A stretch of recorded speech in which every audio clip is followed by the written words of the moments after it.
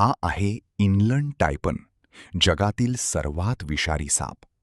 हा साप मुख्यतः ऑस्ट्रेलियाच्या क्वीन्सलँड आणि साऊथ ऑस्ट्रेलियामधील कोरड्या, निर्जन आणि वाळवंटी भागात आढळतो, जिथे तापमान खूप जास्त असतं आणि माणसांची वस्ती जवळजवळ नसते.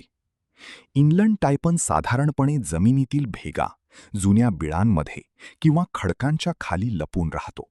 दिवसा प्रखर उन्हामुळे तो जास्त बाहेर पडत नाही, पण सकाळी आणि संध्याकाळी शिकार करण्यासाठी बाहेर येतो.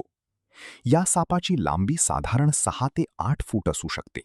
हवामानानुसार त्याच्या शरीराचा रंग बदलतो. हिवाळ्यात त्याचा रंग गडद होतो, जेणेकरून सूर्याची उष्णता जास्त शोषली जाईल. आता प्रश्न येतो, इतका धोकादायक साप जन्माला कसा येतो? फिमेल इनलन टायपन एकावेळी साधारण 10 ते 20 अंडी घालते. ही अंडी सुरक्षित आणि उबदार जागी ठेवली जातात. साधारण 2 महिन्यानंतर त्यातून छोटे साप बाहेर येतात. आणि आश्चर्य म्हणजे जन्मल्यापासूनच त्यांच्या शरीरात घातक विष असतं. हा साप मुख्यतः उंदीर आणि लहान प्राण्यांची शिकार करतो. शिकार करताना तो इतक्या वेगाने हल्ला करतो की डोळ्यांना त्याची हालचाल दिसणंही कठीण होतं. एका चाव्यात तो खूप मोठ्या प्रमाणात विष सोडू शकतो. त्याच्या विषात न्यूरोटॉक्सिन्स असतात, जे थेट मेंदू आणि नसांवर परिणाम करतात. सायंटिस्टच्या मते त्याचं विष किंग कोब्रापेक्षाही अनेक पट जास्त घातक आहे. पण एवढं सगळं असूनही हा साप माणसांवर स्वतःहून हल्ला करत नाही. तो फक्त स्वतःला धोका वाटला तरच चावतो.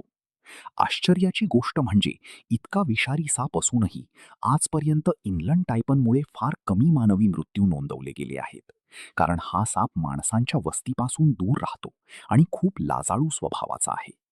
पूर्वी ऑस्ट्रेलियामधील काही स्नेक कॅचर्स आणि संशोधक या सापाच्या चाव्यामुळे गंभीर जखमी झाले होते.